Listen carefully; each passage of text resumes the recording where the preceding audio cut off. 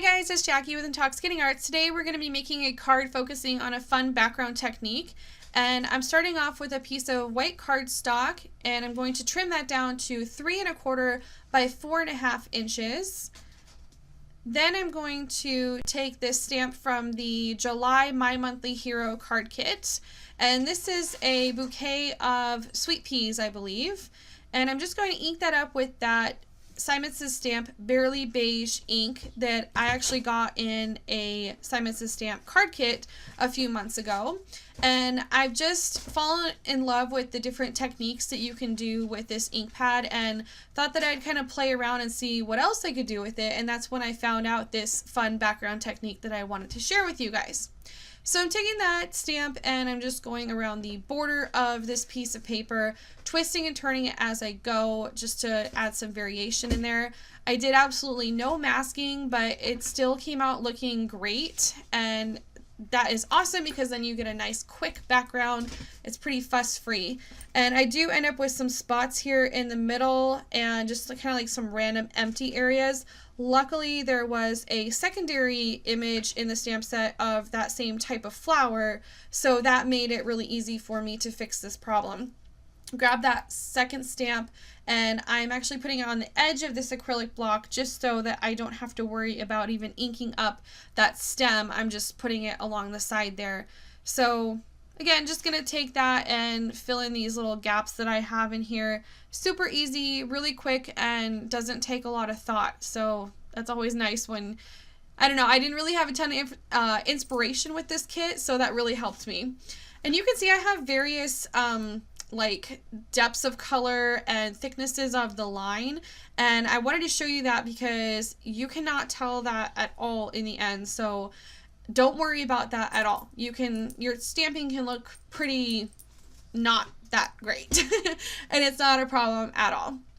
Alright, so now I'm going to take my Distress ink in the color Broken China, and I'm smearing this on an Art Impressions palette. It's just basically a piece of PVC, and I smeared it kind of to get like a really thin layer, and then I'm going to take some water in just a mister bottle and mist that until I get some pretty good sized beads on there. I actually stopped and then decided to come back and spray more water. So also you want to make sure that it's large enough to cover your entire background piece, just because the way that I did this, I wanted to just put it down and let it soak.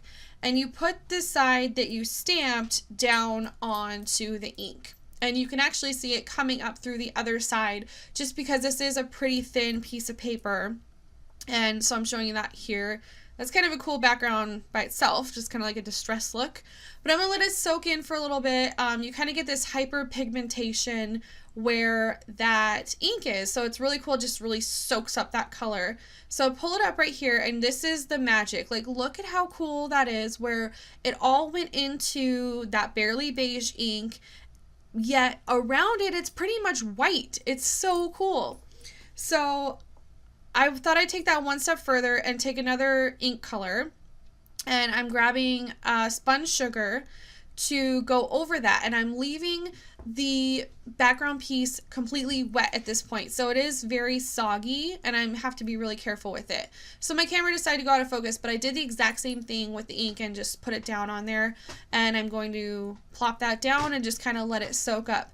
I wanted to see what would happen with those white areas if I went in with a second ink color. So again, just kind of give it a little bit of time to work itself in here, and then I'm going to carefully pull it up on that corner. I left this in real time so you could see exactly how long I actually leave it on the piece of paper. Alright, so peeling up for the magic. Okay, so basically what happened was I ended up with a little bit of pink color actually on the background of the background piece, like the white areas, and then it did soak into a little bit of the other area, but this is so cool. Like, I love how this looks. You don't see any of that weird, you know, variation of color. You don't see the different line thicknesses. It really fixes all of that. So I need to turn this into a card now. So I'm taking a piece of 2 1/4 by 2 3/4 inch, just another piece of regular white piece of paper.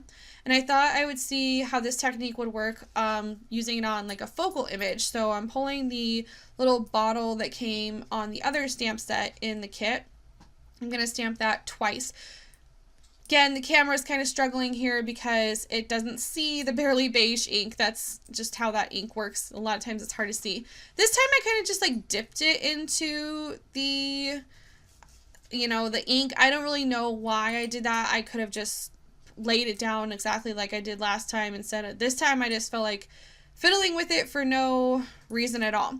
So my thought here was, well, the bottles are going to be blue, and then I have this nice sky blue background, but because that ink pulls the color, it's going to, make the glass on the bottles look like glass. And I'm going to dry that with my embossing tool really quick, and then go back in with that same ink and put some flowers in these bottles. I'm using the lavender stamp, and there was a smaller, there was actually a lot of sweet pea stamps in this set, so this one's kind of cool. It's like kind of wilted a little bit, and it looks really nice in a bottle. And then now I'm going to do kind of the technique that most people have already figured out that this awesome ink does, which is just watercolor with it, and it pulls the color in, and it makes your watercoloring look really good without a lot of effort. So here I'm using some distress markers. You can definitely just keep using distress ink. The only reason that I used markers was just because of the colors that I happen to have in the markers, and those colors were Wilted Violet, Picked Raspberry, and Lucky Clover. And so yeah, here I'm just going to be doing some quick watercoloring. That's the reason that I needed to dry the background of the focal image before I can move on, or this would just run all over the place and bleed. So just kind of sped that up a little bit here. It's nothing really special. And that whole time I left the background piece just to air dry over there. So now I'm finally taking my heat tool and heating that to dry, and it's taking a while. But I'm going to do that on both images. Alright, so now I want to turn this into a card, and I'm going to take this piece of purple paper and cut that down to 2.5 by 3 inches. And one thing is, you really need that because we're not using watercolor paper and it's warping a lot. So we're matting that on there using a lot of ATG adhesive. Then I need a sentiment on here. So I'm taking the thank you from the set, and I'm just kind of lining up everything in my stamp positioner here to make sure that it's all going to fit. And then I can pick it up with my little door and then use the VersaFine Black Onyx ink to stamp this.